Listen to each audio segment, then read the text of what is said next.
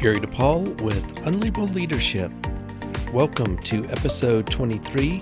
Simma Lieberman elevates culture with diversity, equity, and inclusion. This is going to be a good one, so let's get started.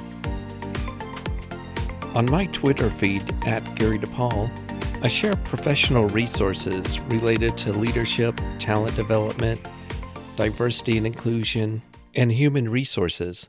These can be videos, blogs, articles, infographics, podcasts, various recordings, and even white papers and reports. Well, for the past year or so, I kept running into these blogs by Simma Lieberman, who calls herself the Inclusionist. A little later, I ran into her podcast, well, not physically, but, discovered her podcast, Everyday Conversations on Race for Everyday People. That's the title. And I thought after listening to some of them that Simma was going to be my go-to expert on diversity, equity, and inclusion. In fact, I invited Simma to be on the show just to identify or explain those three terms and help me get a better picture for what they mean. Part 1. Debunking the need for similar people. When you're in an organization that is diverse, well, what does that mean? Years ago, or maybe not so many years ago, if I asked that question, someone might describe their company as having employees of different races. But of course, diversity isn't just race. I thought, what a better way of getting at this than asking Simma. So here's Simma talking about this. Well, I think about diversity as all the differences and similarities that people bring. If we look at work, people bring to the work environment and all the ensuing complexities that go along with that. And that definition is from the late Roosevelt Thomas, who I guess is one of the founding people, you could say, about the concept of diversity. Because a lot of times there's a misconception about diversity. People think that diversity only means people of color, it only means LGBT. But diversity itself includes everybody because we all bring differences to the work environment. And those differences actually help us find the similarities with other people. So that's what we mean when we talk about actual diversity. And now when we take it further and you look at like how do organizations benefit from diversity, they benefit from all the differences and similarities. But if you don't have enough diversity, then the organization oftentimes has a very narrow focus and is not as creative. It's interesting. One of the first guests I had was Judy Hale, who's a performance consultant. Her whole talk was about finding the brown suit. She was referencing back to her father when her father would go into a business. And when she would go into a business, she always looked, and he always looked for the brown suit. Back then, everyone had black or blue, dark blue, navy blue suits, and the brown suit was your sign that there's some diversification in the company. Oh, wow. That's interesting because I never would have thought about it at that level. If you have people that are thinking like you, and it doesn't necessarily, like you said, relate to race, then you're going to have homogenous. Thank you. I couldn't get the word out. Homogeneity or something like that. Yeah, instead of heterogeneous. Would you agree? It hurts creativity. Yeah, it hurts creativity. It's kind of boring too, from personal, from my own point of view. When you look at like the world is very diverse. And if you're a business, you want to be able to do business with all different kinds of people. Plus, if you also look at life from a social justice point of view, where you want everybody to be able to do their best work without any obstacles, then you have to look at diversity, what it is, and go beyond just what it looks like, but what you do with it also. a lot of times organizations don't know how to do that. They only look at diversity in terms of representation, or they say things like, well, we need some more diverse candidates. And that's just really usually a euphemism for like people of color, or maybe sometimes the LGBT people. Everybody's a diverse candidate. However, you would want to say we want a more diverse population, or we want a more diverse recruiting pool, or more diverse workforce if everybody looks the same, no matter what it is. How would you characterize the benefits by having a diverse organization? I have to put a little caveat in that yes, there's been lots of studies that say in a diverse organization, people solve problems quicker. They find more creative ways to solve those problems. They come up with more creative services and products. But that really happens when people get to know each other, when people feel included and they get to know each other, because diversity just for diversity's sake. Whereas hopefully people will take time to get to know each other. But if they don't, and they come into an organization, they have biases and don't really understand people who are different, then they tend to still congregate in silos. And all they go on, all they treat each other is just like what they've been told about different types of people. And they end up congregating in silos, either maybe in job function or just in terms of how they work together. So you want to have diversity, but then you also want to create, and you have to have a culture of inclusion where people feel included, and where there are opportunities where people actually work together and get to know each other and are able to have meaningful conversations. I get it.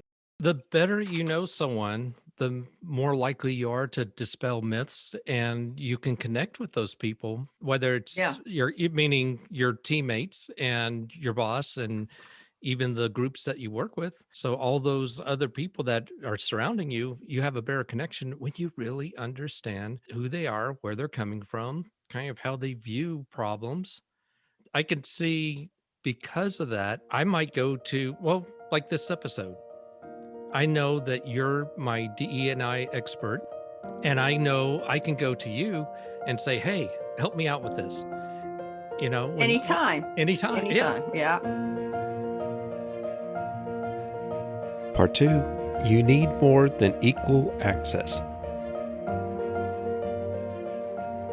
In large organizations, the concept of having a diversity and inclusion department, D&I department, is relatively new, as well as having a chief diversity and inclusion officer.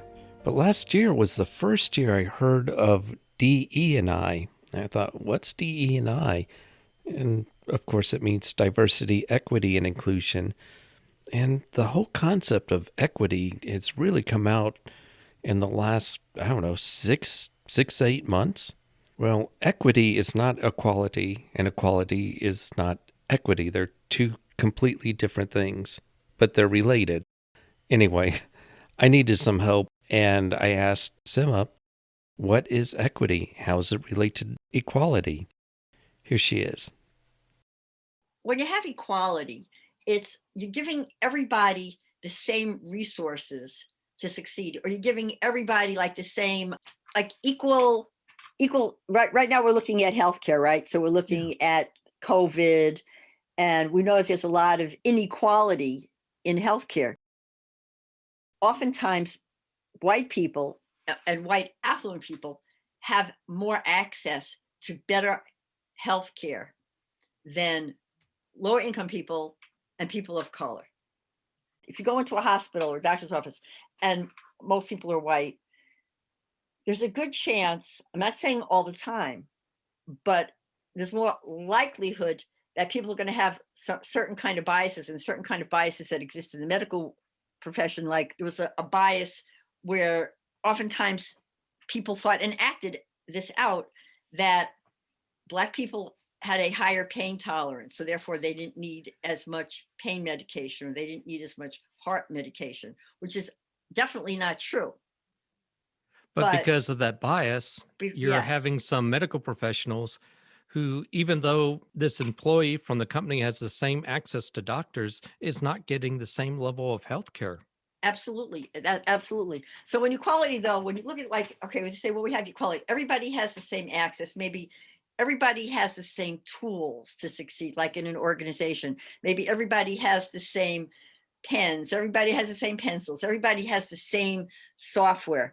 So that's a good thing. However, everybody may not be able to access that software or access those tools the same way, because there may be some other obstacles, maybe some issues, there may be different ways that people learn, so they're not able to do that. So where equity comes in is that you look at what does this person need in order to be able to do their best work? What do they need to actually be able to access that equality? And that's where equity comes in, where you're looking at what does each person need, what does each group, but also what does each person need. For instance, say somebody is in a wheelchair, and you say, well, everybody has access to the second floor, and the second floor is where we have all the luxury items, or all the best computers, all the best technology. But so you say, okay, everybody has access to it, but if you're in a wheelchair, you can't get up there. So if we're looking at equity, we're looking at, okay, what do we need to do? Do we need to have like a chair lift? Do we need to have an elevator? What do we need to do so that everybody can actually access that? Yeah, I'm going to take that concept just a little bit further and say that to get to the second floor, you have to go up these stairs, but there's also this ramp that you can use. So in the mind of the owners, they say, we have given everyone equal access, but the guy in the wheelchair, it takes him longer to get to the second floor. And so if that's the break area, he may have only about 5 minutes of a break because it takes 5 minutes to get there and 5 minutes to get back. That's an excellent example. The other thing is too, like the way people learn, not everybody learns the same way. So you could say, well, everybody gets the same exact instruction. What if somebody has a different way of learning? What if somebody is like the Asperger's scale? Or the autism scale? What if somebody has ADD? What can you do to help that person get access to that information? Now, the information should be free and open to everybody, but what do we need to do to be able to give everybody that access, so that then they could do their best work once they get that access? Yeah, even if your English is your second language, that could, even though they have the same access of information, they may find it harder to interpret and understand that information. Exactly. I have ADD. I mean, like real diagnosed ADD. I'm very kinesthetic. I might have access to the same information that somebody else does, or the same manuals for figuring things out, but I have to be able to look at it step by step. I have to be able to practice using it, where somebody else might say, hey, you just focus 1, 2, 3, 4, 5, 6, 7, 8, 9, 10. And I try to explain, no, that's not going to help me. We may have the same information, but I've got to access it a little bit differently. And I might need a little bit of extra time. Yeah. But once I get it, I got it. Once I get it, it's in my brain, it's in my body, I understand it, but I may need a little extra time. And that will allow me not only to do my best work for me, but it's going to allow me to do my best work working with you. You think of the Americans with Disabilities Act, giving accommodations is really about giving people the same level of access so you can have equity. Exactly. Part 3, accessing their brilliance. What does it mean to be inclusive? Does it mean that I take your ideas into account? That I invite you and others to meetings? I'm sure that some people might want to be excluded from some of my meetings. But really, what does inclusion and being inclusive mean? Once again, here's Simma. You could have a lot of diversity, where you look at visible diversity, you look at the organization. Wow, you've got people from different races, different ethnicities. You got people from different genders, and you say, hey, isn't that great? But what are you doing with that diversity? If you just have diversity, maybe it looks good in the company photo. If people aren't feeling included, if people don't have opportunities, if people don't connect, like I like the way you use the word connection. If people don't have those connections, they're not going to stay. They're going to leave. If they feel like, well, nobody really cares about me, so what the heck am I doing here?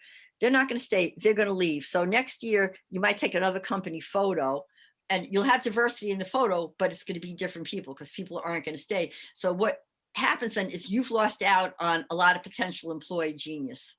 So inclusion is, what do you do to help people feel like not only they're included, but that they belong and that you value their contributions. And so that if you have equity, you're providing opportunities for each person to contribute in the way that they contribute. For instance, oftentimes organizations will say, well, we want to hear from everybody. So what we do is we have a town hall once a week and everybody has a chance to talk. Or we have a brainstorming session and everybody has a chance to talk. But that works for people who are extroverts. It works for people whose English is their first language. It works for people who are willing to just throw out their thoughts, 1, 2, 3, 4, 5, 6, 7, 8, and just throw it out. When that happens, though, you're only going to hear from a few people. Because I once had a CEO say to me, well, I don't understand. We have these big meetings and these people just don't contribute. And we brainstorm, we allow everybody to talk. And I said, yeah, but that's not how everybody contributes. So you have to know, so when you have an inclusive organization, you're looking at, how do I access everybody's brilliance? How do I make them feel included, that I can access their brilliance and show also that I value their brilliance? So an example would be like, in some groups, it might be better where rather than just have people throw out ideas, to go around the room and have one person speak at a time. Some people may not even do that well in that situation, or that, not that they don't do that well, that's not how they contribute. Some people may contribute one-on-one. They're better if you're able to talk to them and get their ideas one-on-one. Other people are better if, like when I do a workshop, sometimes I'll have people first write an idea down and then I'll have them share with another person, and then we'll share in the large group. Because some people do better if you give them time to write. And that builds confidence for people who may not be so confident if you're just going around the room. Absolutely, because some people won't speak. I mean, I was coaching somebody who was so, I guess, shy in a way, and was very uncomfortable speaking out in a group, and who was brilliant. And so what we did was we said, okay, let's have everybody write down their ideas. And then they talk about it with one other person. And then they get used to hearing their voice. And then they could talk about it in the bigger room. I mean, of course, when I was coaching this person, I had to also coach them on speaking out and speaking in front of people. We wanted to be able to access their brilliance. And we access their brilliance by giving them time to really think about it and to write it down. You've given me a really neat way of looking at diversity and inclusion just now. And I'm thinking about an imaginary company full of white, male, heterosexual, Christian, Catholic Christians say, okay, we want to diversify. And they invite all these people from different backgrounds and different experiences and that look differently. But if they don't change the behaviors in the company, then all they're doing is they're tapping into the people that are already there. And it may, just like you're saying, alienate the other people and doesn't enable them to have the same voice as and voice meaning being able to communicate in the same way as the traditional people that were there. Right. Because if you do such things the same way and people say, well, we want everybody to feel comfortable, but you don't. You just want people to be just like you. And a lot of times people don't do things the way you do them. All these white guys who are, like you say, they're all Catholic, white male, and they have certain ways. They have a culture and the way that they do things. So if you start bringing in women, what are you going to do to make people feel more comfortable? And it's more than just making people feel more comfortable. Is your culture open to elevating itself or adjusting itself and changing? Because you can't just expect people, you want to be able to have a culture that also transforms itself so that the culture of everybody is reflected in your culture.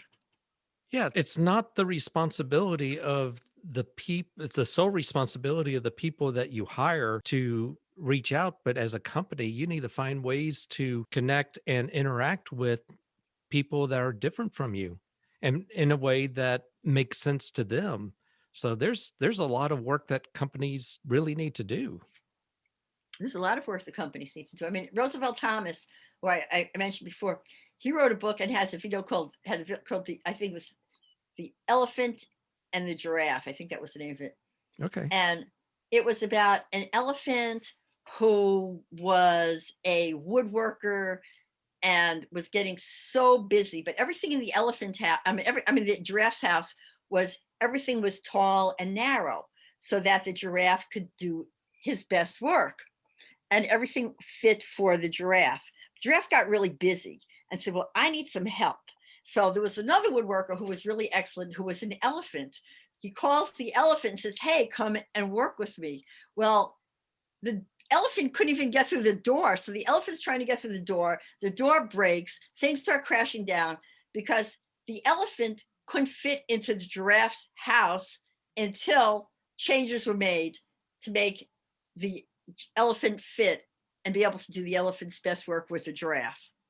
Yeah, I love this story because I thought of something called universal design, where in that example, if I have to make special accommodations for someone else every time, that's maybe okay. But if I can change it so that everyone has the same access, like door handles. If I have some hand disabilities, or if I have trouble with my arms in some way, if I change it from knobs to the handles to open up doors or have automatic doors, everyone has the same universal access without having to offer any new accommodations. Exactly. Part 4, take diversity to lunch. For organizations, adding a diversity and inclusion department or even adding a chief diversity and inclusion officer may be a great way of starting, but what can you do as an individual? How can you embrace diversity, equity, and inclusion? Well, I asked Simma, and here's what she had to say. Well, one thing I say take diversity to lunch. And what I mean by that is get to know somebody. Start out by getting to know some of the people in your organization who are different than you. Go to lunch with people. Talk about your lives. Get to know each other. Share with each other. Look at all and know yourself. First, start knowing yourself. Like, who are you? What are your multiple identities? Like, what are your interests? Who are you beyond just what you can see? And then go out to lunch with somebody who's different than you. Get to know them, and also look for some commonalities. And once you find some areas of connection, then it's easier to talk about differences and find out, what does that person need in your organization? That's one thing. And also get to know how to access people's brilliance. And by that, I mean, it's what I was talking about before, that some people can brainstorm. Some people you want to go around the room, one at a time. Some people it's one-on-one. Some people it's having people share in pairs. Some people it's writing things down, but be able to use there's no one way. So use all those different ways to access people's brilliance. And once people start feeling comfortable participating, they are going to take risks that they weren't able to take before because they were, maybe afraid or intimidated. People are going to start feeling more included in your organization, and create opportunities for people to talk to each other. Besides you just talking to them, create opportunities for people to talk to each other. And also, one of the first things I tell people is to create a hello inventory. Look at who you say hello to. Oftentimes in organizations, you have an organization where the manager, and I've heard this so many times, only greets people who look like them or who they know. So be intentional. You have to be intentional and make sure that you start greeting and saying hello to people that don't look like you and that you don't know that well. And then ask them how they are, and then shut up and be willing to listen to them if they say more than fine. And then ask them, if you're their manager, ask them about what they like about with the work that they do, and ask them for any suggestions they have about what they need in order to be more effective. Those things will make people feel more included. My thanks to Simma Lieberman. If you want to learn more about Simma, go to the show notes. You'll find links there to her website, Twitter feed, and some other things. If you have a question or comment, go to unlabelleadership.com, look for the message icon, and when you click it, you can leave a voicemail up to 1 minute. Maybe I'll play it on an episode. My thanks to those who support the show. Your contributions can help with equipment and upgrading software. But more importantly, I want to thank you for listening. Until next time, lead on.